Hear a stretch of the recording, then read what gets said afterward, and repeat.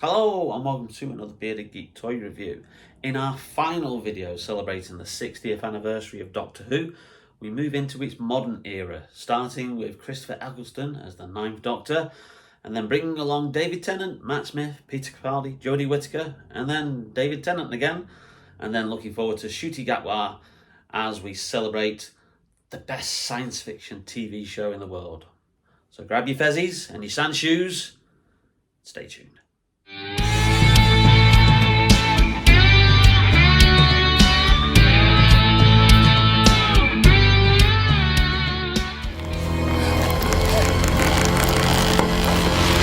Run! Welcome back to the channel, and if you're quickly wondering how I've changed my t-shirt, it's because I'm having to refilm this section, just basically because there was a bit of a technical issue on the original version. Anyway, as we know, where we left it, Doctor Who had the American TV movie, which was meant as a backdoor pilot to spring a new series onto both US and UK television. And despite being a big success on BBC One, it didn't do the numbers in America, and subsequently the option was not picked up. So Doctor Who was then languishing back in the backwaters of popularity, as the BBC used to say. And for a while there was talk about a film, and that BBC Films had the rights, and nothing ever came of that. And it got to the point where a couple of times various people like Lorraine Heggessy, who'd become controller of BBC One, had sounded out various different departments of the BBC to see like who actually owned the rights to the show. And when it found that there was actually no restriction to the rights, she made the announcement back in September 2003 that the show would now return for at least a 6-episode series, which was later increased to 13 episodes, and will be spearheaded by writer Russell T Davies, who had recently sprung to fame with the acclaimed Channel 4 drama Queer as Folk, and had many times had his heart on his sleeve and told that he would only work for the BBC if he could do Doctor Who. And they actually approached him very early on in 1999, early 2000, but again they got the pushback from BBC Films. So September 2003 it was announced that the show was going back into production, and then in April 2004 it was announced that Christopher Eccleston was going to take the role of the Ninth Doctor, confirming that this was not going to be a reboot, it was going to be a continuation of the classic series. It launched in March 2005 with Billy Piper as his assistant Rose Tyler, and overnight it got great viewing figures. Over 10 million people tuned in on that Saturday evening to see the return of Doctor Who, and it continued to do great ratings throughout that first series. Unfortunately, a couple of days after the debut of that first episode, the BBC made a very erroneous statement to say that Christopher Eccleston was leaving because he was tired and felt typecast in the role, when this actually wasn't the case. Obviously, he got an apology out of them, but the reasons of his departure have been quite guarded. But in recent years, more information has come out, and it's basically that I think effectively he clashed with the production team. He wasn't happy with how the production went in those early days, and it cemented his decision not to continue in the role, as was his right. But they already had a successor lined up. David Tennant was shortly announced a couple of weeks after the announcement of Christopher Eccleston's departure as going to be the 10th Doctor, along with a confirmation that it would be returning for not just a second series, but a third series, as well as 2 Christmas specials. From then, the popularity of the show went into stratosphere. David Tennant was the 10th Doctor for 3 series, and then shortly after the broadcast of his third series in 2008, in which he had Catherine Tate as his companion Donna Noble, he made the announcement that he would be leaving the role in late 2009, but he would be doing several specials in 2009 instead of another full series. Those specials went out starting in Easter 2009, and led up to New Year's Day 2010, when the 10th Doctor was regenerated into the form of Matt Smith as the 11th Doctor, who at that point was the youngest actor ever cast in the role, beating Peter Davison's previous record that when he was announced, he was 29 years old. Matt Smith being 26 years old at the time of his announcement that he was taking over the role. Matt stayed again for another 3 years, and the popularity of the show continued. The ratings maintained, and Matt oversaw the 50th anniversary special, The Day of the Doctor, which got record viewing figures of almost 13 million. His episode after that, The Time of the Doctor, went out on Christmas Day 2013 and was his swan song in the role, in which he regenerated into Peter Capaldi. Now, Peter Capaldi was a long-term Doctor Who fan and had long wanted to appear in the show. In fact, he'd actually appeared in David Tennant's third series in his second episode, The Fires of Pompeii, as well as appearing in Torchwood as well. So Stephen Moffat now had taken the reins as showrunner, taking over from Russell T Davies when David Tennant left. And he oversaw the Peter Capaldi era.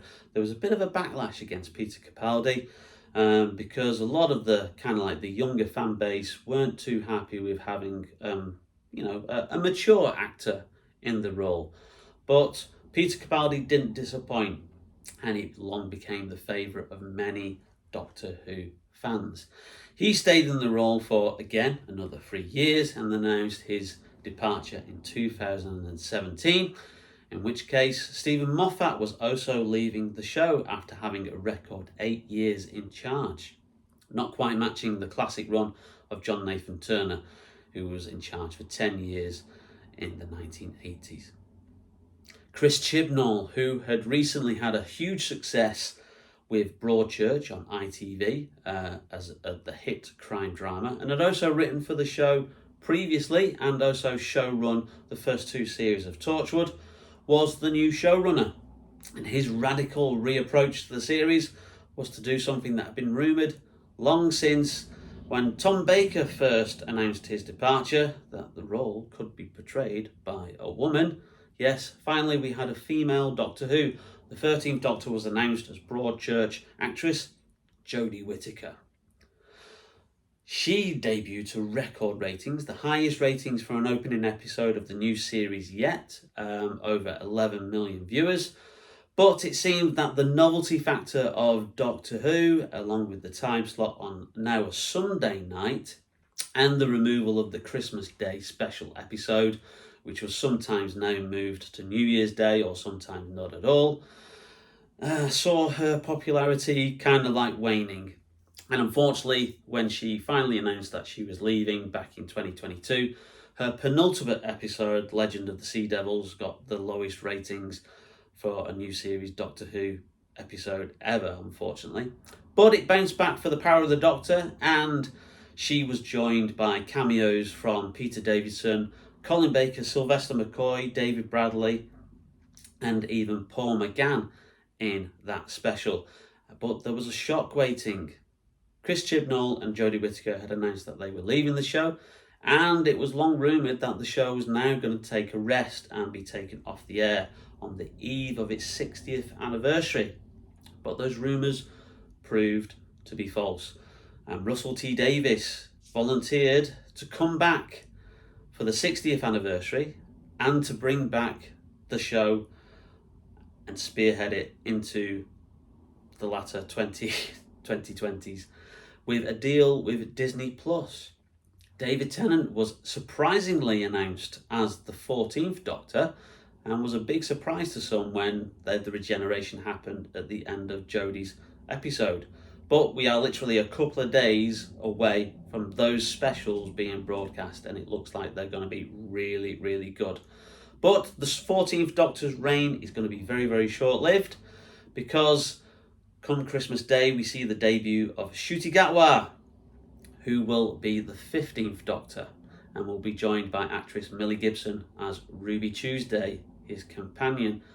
And obviously that will debut on Disney Plus around the world, and also on BBC in the UK. So there you have it, a potted history of the modern era of Doctor Who. But let's go back to 2005 now and embrace Christopher Eccleston as the fantastic Ninth Doctor. I'm the Doctor, by the way. What's your name? Rose. Nice to meet you, Rose. Run for your life!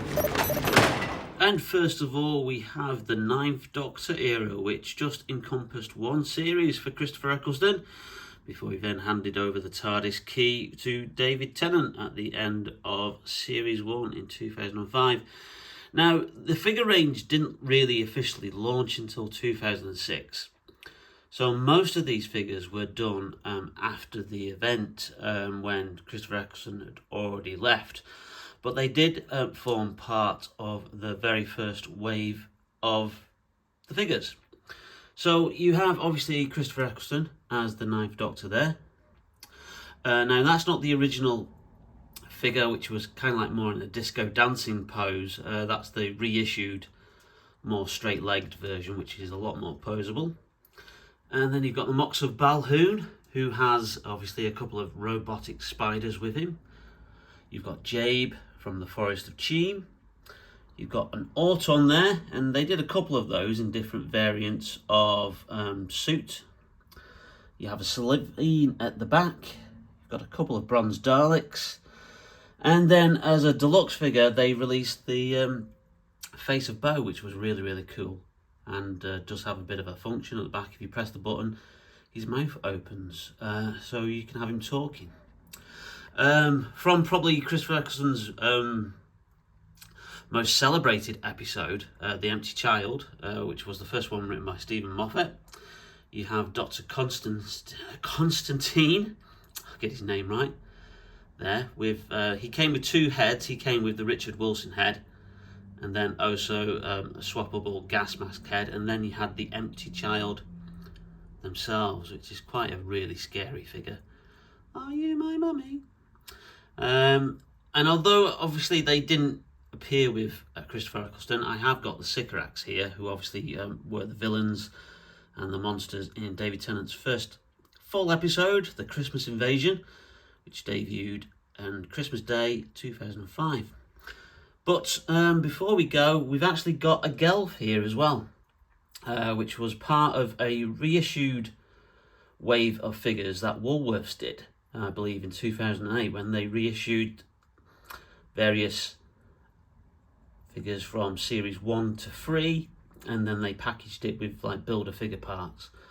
So I was managed to get a hold of all those, which was cool. And I do have a Gelf zombie somewhere, the Granny Gelf zombie, who glows in the dark, but she's not currently on display. So there you have it, the very brief reign of Christopher Eccleston as the Ninth Doctor. Mummy, You all right? please let me in. You mustn't let him touch you. What happens if he touches me? He'll make you like him. And what's he like? I've got to go. Nancy, what's he like? He's empty. And before we move on to the 10th Doctor era, here's just a quick look at my Emperor Dalek figurine, which was actually produced by Eagle Moss as part of their range. And that's from, obviously, Christopher Eccleston's final story, The Parting of the Ways. A great figurine, it really is cool. But obviously not in scale to the character option figures. Before I go, I just want to tell you were fantastic. Absolutely fantastic. And you know what? So was I.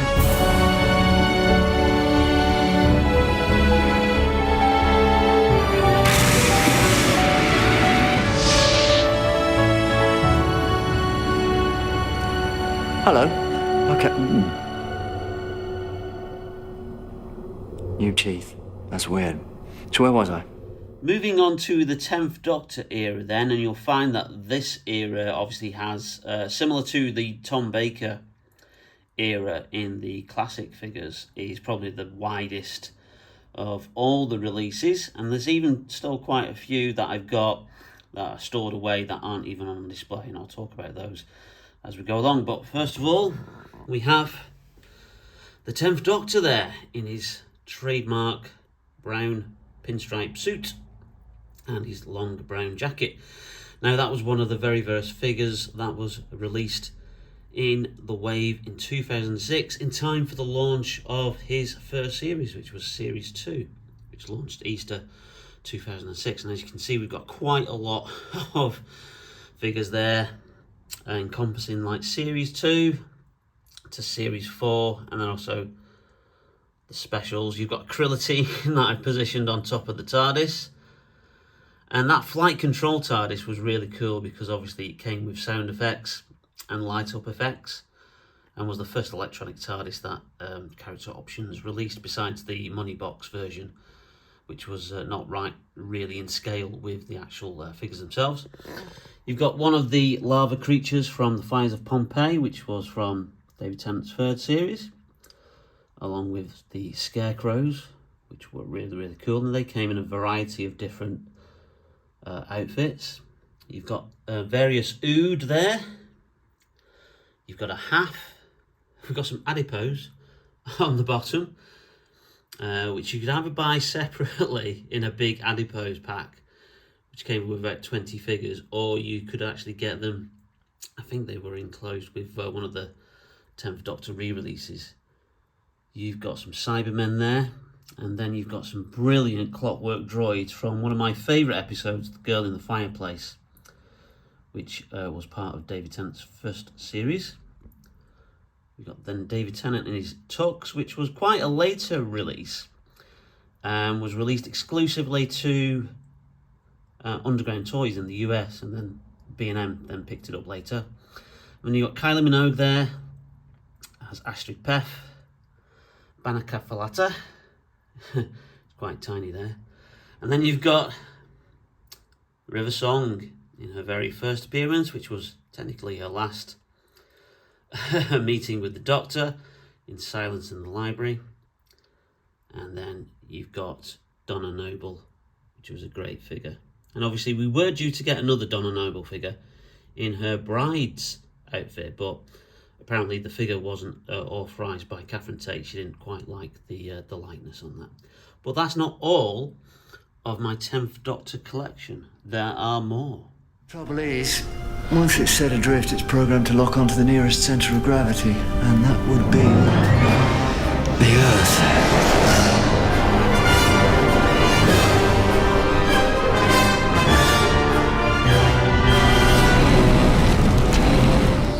You gave it to me. I don't give my screwdriver to anyone. I'm not anyone. Who are you? So in the corner here we have the Empress of Rachnos. Apologies for the dust, it is a little bit dusty here. I will get round to dusting this display at some point. You've got a rogue Cyberman. I don't know where he's come from. I think he's fallen off a shelf somewhere, and I've just propped him up there. But then you've also got the representation of one of David Tennant's, another one of his great episodes, the Satan Pit, which first introduced Ood, and then you've got the possessed Toby there, which is a really, really good figure. And then you've got David Tennant in his spacesuit, along with the elevator kind of like thing that he gets into to go down to the bottom of the Satan Pit to meet, well, was it the devil himself? It's never made fully clear, and it's quite ambiguous, but yeah, that's a great episode there. So that's a little Satan Pit display. Oh, but I'm not from Mars. Then where? My home planet is far away and long since gone. But its name lives on. Gallifrey. The fury of the Time Lord. And then we discovered why. Why this Doctor, who had fought with gods and demons, why he'd run away from us and hidden. He was being kind. Along here on these shelves we have the Genesis Ark, along with the Cult of Skaro. Now they're not technically all the Cult of Skaro, because they're just made up of a couple of random bronze Daleks. But the Dalek set did actually come with the Genesis Ark, and it came with a Mickey figure, which I can't actually find. I don't know where he is he's gone missing in action, but perhaps that's a good thing given everything that's been said about Noel Clarke recently. And then we have an excellent group of Cybermen with the Cyber Controller on the throne, and that was another great deluxe re-release. I think that was exclusive to Woolworths as well. Woolworths did some really good figure releases when they were still on the high street. Absolutely fantastic. And then you've got a mixture of some Cybermen, you've got Cyber Leader, you've got one from the Next Doctor, who was a different kind of Cyber Leader, who had the visible brain there.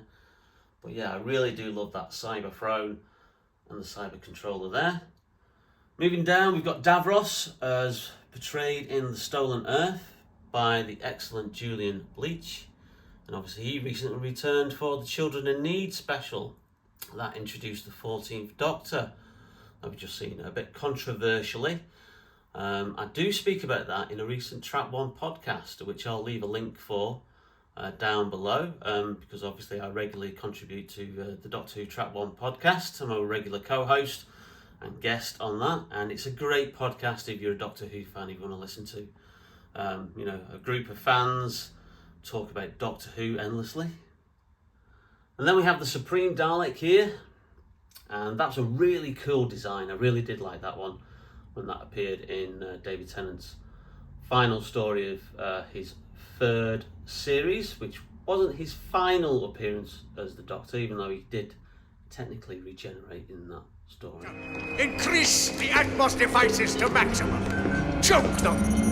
Behold, the clone world is born. Then we have a troop or squadron of Sontarans there, with some of them helmeted at the back, but then obviously they have the commander and the lieutenant at the front. Wonderfully played by Christopher Ryan and Dan Starkey. And obviously Dan Starkey was quite famous for coming back as Sontarans throughout the new series run. Most famously, he portrayed the comedic Sontaran Strax during the 11th Doctor era. Don't blink. Don't even blink. Blink and you're dead. They are fast, faster than you could believe. Don't turn your back. Don't look away, and don't blink. Good luck. Then we have an excellent group of Weeping Angels in front of another FX flight control TARDIS. So they're very, very scary. A mixture of neutral faces and screaming faces, as you can see.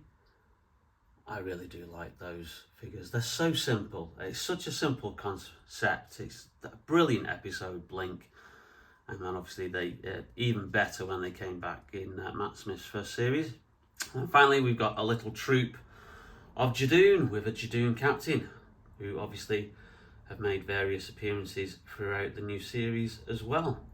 So that's a nice little group of figures on shelves there, but that's not only the end of the 10th Doctor figures. Yes, we have more, and we have the Master as portrayed by John Sim from The Last of the Time Lords, and in the background, if you can see, we've got Professor Yana, who was the Master in disguise.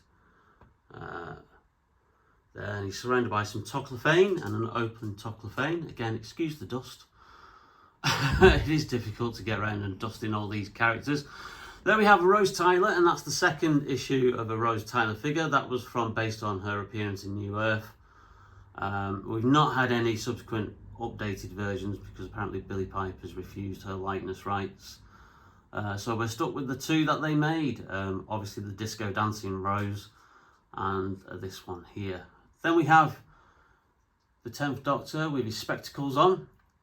And next to him, we have the wonderful Elizabeth Sladen as Sarah Jane as she appeared in School Reunion, which brought back Sarah Jane Smith, and the wonderful K9 as well. And in front, we've got holographic 10th Doctor, which was a mail-away promotion, which you could get via the Character Options website. I think it was then subsequently re-released, I think, on card in the US. You've got the Doctor's hand there, which came with a Captain Jack figure, who is there in the background, along with Martha Jones, and they're all on this display of the 10th Doctor TARDIS console room playset, which was absolutely brilliant. A brilliant playset. It's the kind of thing that they really don't kind of like release anymore. I hope, obviously, if the new series takes off for Ncuti Gatwa, that we do get more toys mass released onto the high street, and perhaps we could have some more like excellent kind of like play sets or deluxe larger figures like this. And then finally, rounding off the 10th Doctor era, we have some figures from the End of Time, his final story. You've got a couple of Time Lords in the background, and I do obviously do a comparison of those Time Lords in the Deadly Assassin review, which is recently uploaded. And then you've got the resurrected Harold Saxon, or the Master. You've got Rassilon, as he appeared in the likeness of Timothy Dalton in that story. A really excellent likeness, and it is a shame kind of like we never got some James Bond figures, which would have been designed by the same company and released by Corgi. But I have done a separate video on that, about how that range was announced and then like cancelled at the last minute. And then finally we had the 10th Doctor as he appeared in the End of Time, battered, bruised, and pointing the gun at Rassilon and saying, "Get out of the way." And obviously that actually came with a new likeness, a new head sculpt with David Tennant there. So there you have it, there's the David Tennant era. But that's not the last we'll see of him. But before that, let's move on to Matt Smith and the 11th Doctor. I don't want to go.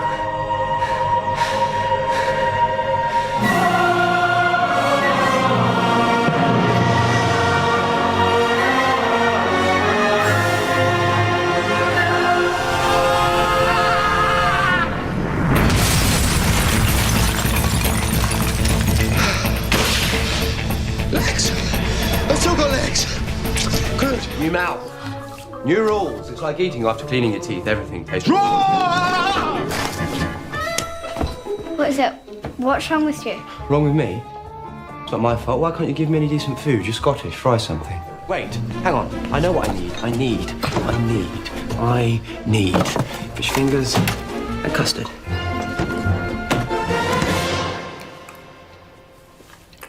Now we come to the Matt Smith 11th Doctor era, and this was kind of when the action figure range started to lose a bit of traction on the high street, and then it was starting to move away to more exclusive figures in stores like Forbidden Planet and Toys R Us. But that first relaunch in 2010, when Matt Smith took over the role, was a huge success, and obviously it came with various different figures. Now obviously we've got a unjacketed 11th Doctor there, and if you can just see in the background, you've got the Weeping Angel holding his jacket. Now I've done that as in how he appeared in The Time of Angels, which was the two-parter, which saw the return of the Weeping Angels in his first series. You've got Prisoner Zero in the background there,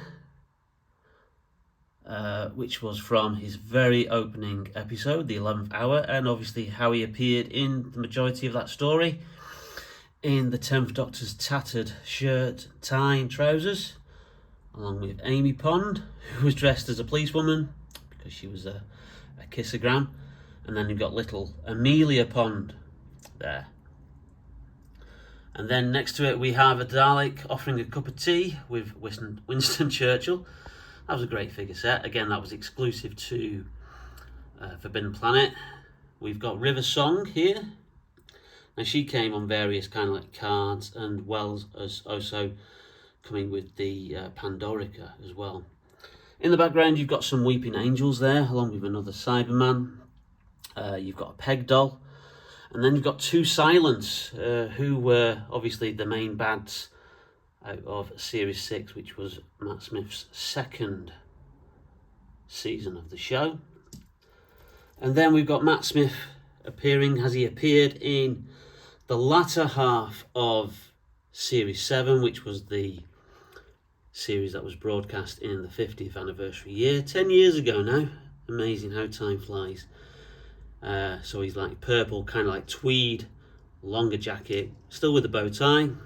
And then that's how he appeared in the final episode, The Time of the Doctor, with handles there. But that's not all of our 11th Doctor figures. Didn't anyone ever tell you there's one thing you never put in a trap if you're smart, if you value your continued existence, if you have any plans about seeing tomorrow, there's one thing you never ever put in a trap. And what would that be, sir? Me. So when Matt Smith came into the role of the Doctor, they did a big thing of redesigning the Daleks in the 3rd episode of his series, which was called Victory of the Daleks, and they introduced the Dalek paradigm, which was obviously made up of these various different coloured Daleks. The white one was the Dalek Supreme, the yellow was the Eternal, the red was the Drone, the orange was the Scientist, I think, and then I really can't remember what the blue one was. But they were much maligned. They really didn't go down well with fandom. They were quickly nicknamed the Teletubby Daleks for obvious reasons. But one thing I will say is they absolutely work brilliantly as action figures. They really do work in action figure form. And yeah, so they may have looked a bit false and plasticky actually on the screen, but as action figures I absolutely loved the Dalek paradigm. They were really, really cool. Fantastic set of figures there. And obviously you've got a couple of ones at the back which were from Asylum of the Daleks, so like dirtied up and distressed. You've got obviously a more metallic red drone in the background there, and a very distressed and dirty looking Supreme. But we then also have Matt Smith's final episode of his first series, which was the Pandorica Opens and the Big Bang, and with this they did a series of figures. Obviously you have the Stone Cyberman and the Stone Dalek, and they really work with that kind of like stone effect on them. And obviously you had the various distressed looking Cybermen, including the one that had the open head, which was quite horrific at the time. You've then got the first appearance of the Fez, and he comes with a mop accessory, and they changed his jacket there.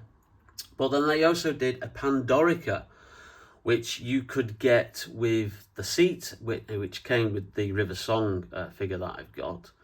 But then also the various other figures, like these ones that you can see at the side, then came with these panels, so you could actually build the Pandorica. And as you can see, I've got the 11th Doctor sat there in the middle, about to be locked in there and trapped. I really do love that episode. It's a fantastic season finale.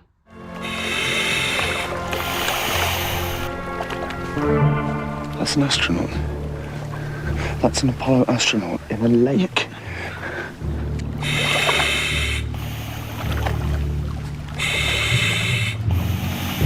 Hello. It's okay, I know it's you.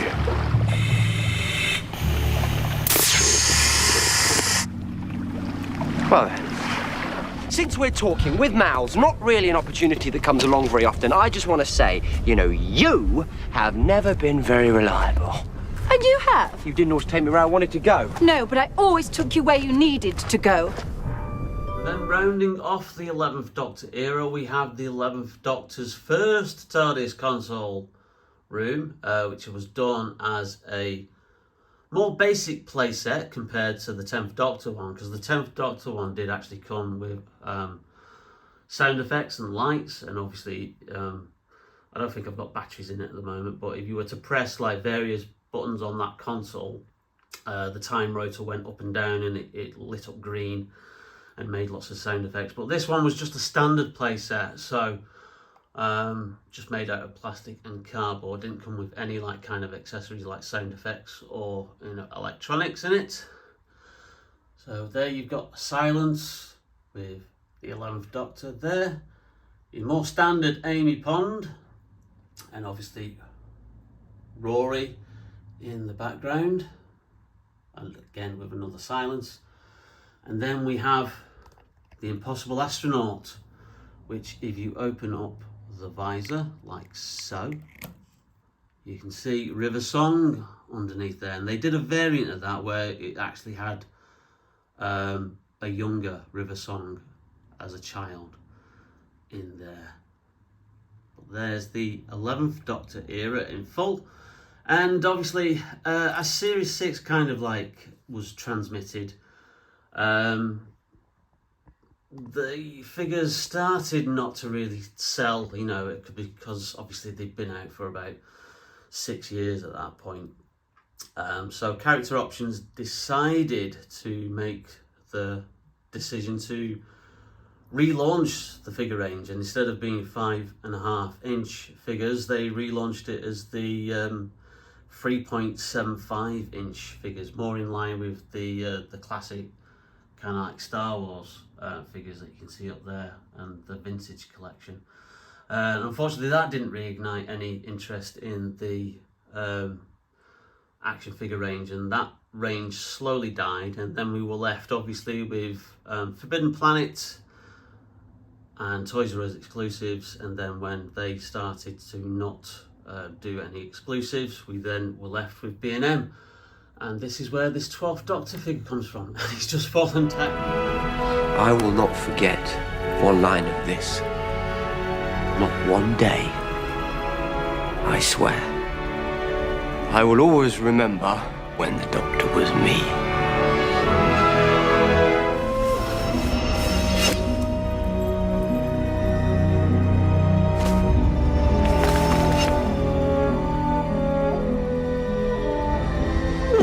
No.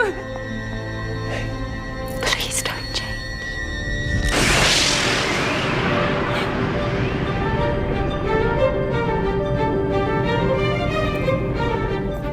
So this 12th Doctor figure came from a B&M set in 2017. It is with his kind of like different outfit, his red like velvet jacket, but without the waistcoat, bizarrely. They did a range of 12th Doctor figures, lots of them in 2014, which were exclusive to Toys R Us, but none of them kind of like were quite screen accurate. So by then, obviously, the range had disappeared from the high street. So the 12th Doctor era is quite limited. So we have this one here from... Now, you are monsters! That is the role you seem determined to play, so it seems that I must play mine. The man that stops the monsters. I am an idiot with a box and a screwdriver. Just passing through, helping out, learning. Why are you doing this? Yes, I'd quite like to know that too. You set this up, why? Because it's not a game, Kate. This is a scale model of war. Every war ever fought right there in front of you. Because it's always the same. When you fire that first shot, no matter how right you feel, you have no idea who's going to die. You don't know whose children are going to scream and burn. How many hearts will be broken? How many lives shattered? How much blood will spill until everybody does what they were always going to have to do from the very beginning? Sit down and talk!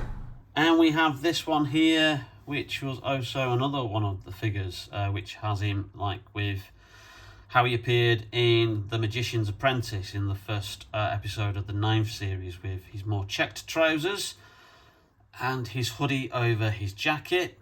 Obviously, you've got Bill Potts at the side. We forgot to mention, obviously, the War Doctor, who was released as a Forbidden Planet exclusive in 2013, who came with, obviously, the Moment accessory. And then was subsequently re-released in a 13 Doctors set, and then also as a later B&M exclusive as well. And then in the background, just there, we've got Oswin Oswald, or Clara Oswald, whoever you want to call her, who I've got her with the 12th Doctor because she travelled with the 12th Doctor longer than what she did with the 11th Doctor. And then we have this Eagle Moss 11th/12th Doctor TARDIS console. Obviously it's not in scale, but it was just a really great model that I had to get there. And then rounding off the 12th Doctor era, if we just go over here, we have Missy. And obviously she was done as a figure, first of all exclusive to Toys R Us, and then subsequently she's been re-released a couple of times with B&M. But yeah, that's basically it. That was like more or less the 12th Doctor era in figure form. And it doesn't get much better for the 13th Doctor, Jodie Whittaker. I've got a few things to say to you. Basic stuff first.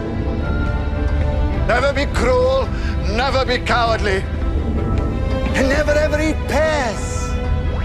Remember, hate is always foolish, and love is always wise. Laugh hard. Run fast. Be kind.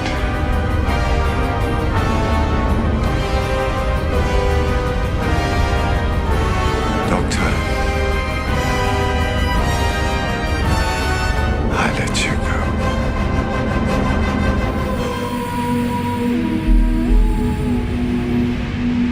Oh, brilliant.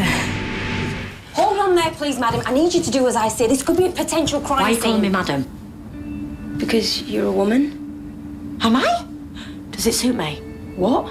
Oh, yeah. I remember. Sorry, half an hour ago I was a white-haired Scotsman. When's the next So the Jodie Whittaker era in 2018, but really, 2018 for her first series, launched with a 13th Doctor electronic TARDIS, which I'm pretty sure we're going to get re-released because effectively they're using the same TARDIS prop for the 14th Doctor for the anniversary specials and for Ncuti Gatwa's first and second series. And obviously it came with a more standard 13th Doctor. The one I've got here is obviously the one from Power of the Doctor, which came in a special regeneration set with the 14th Doctor. But beyond that, we didn't really get much. Those were released at Argos, and they didn't really, unfortunately, sell. And I picked them up quite cheaply in early 2021, just before another lockdown happened.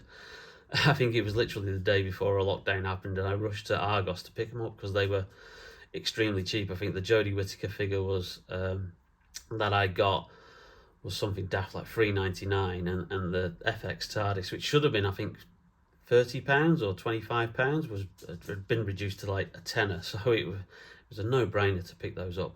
But I do have some other 13th Doctor figures. You're not fully in sync yet. So that's what you've been doing. Reconstructing yourself from memory. And remnants. And spare parts. I am rebuilt. What do you call this look?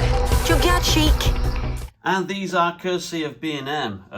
Again, we have the companions or the friends of the 13th Doctor, and this set was released, I think, in 2021, and it didn't unfortunately sell that well, to the point where character options are actually selling it on their website along with the Terror of the Zygons 4th Doctor set, combined for $9.99, which obviously I picked up, because 6 figures for a tenner with free postage, you can't really go wrong with that.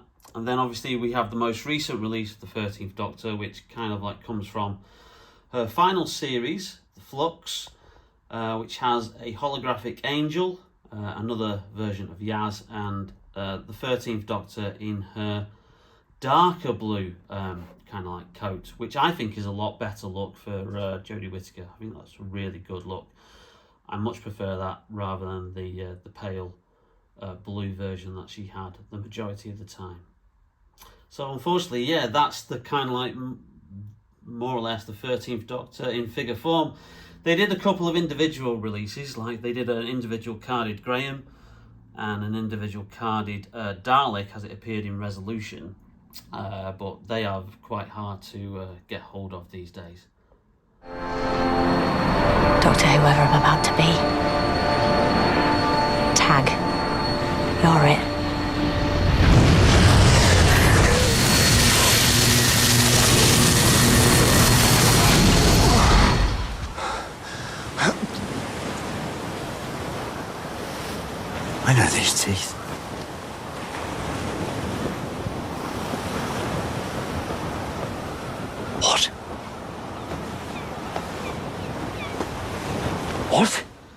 Then we round it off here with the 14th Doctor, and he is going to appear in the specials with his kind of like more tartan style trousers and waistcoat and his long blue jacket. There are rumours that we're going to get another regeneration set which will have this figure without the jacket, and obviously the 15th Doctor is portrayed by Ncuti Gatwa, but nothing concrete yet. We'll probably get more confirmation of that after the specials have aired and once Ncuti makes his debut on Christmas Day. Well, there you go. That's kind of like the whole Doctor Who in 60 years in action figure form.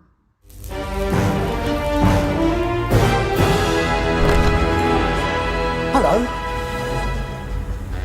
Just passing by, because I got a bit lost. It's funny. 60 minutes ago, I was this really brilliant woman. And now I've got this old face back again. I mean, why? Well, I hope you enjoyed that video, and if you did, then please leave us a like. It really does help out the channel. Also, we've still got some Star Wars and some Indiana Jones and some DC Multiverse, and I think some Marvel Legends as well coming along. So we've got lots of treats for you. But in the meantime, stay safe, take care, and we will see you very, very soon. Come along, Pond. Calling the War Council of Gallifrey. This is the Doctor. You might say I've been doing this all my lives. Good luck. Stand by. Ready. Commencing calculation. Soon be there. Cross the boundaries that divide one universe from another. Got to lock onto his coordinates. And for my next trick, I didn't know when I was well off. All 12 of them. No, sir. Ah! All 13!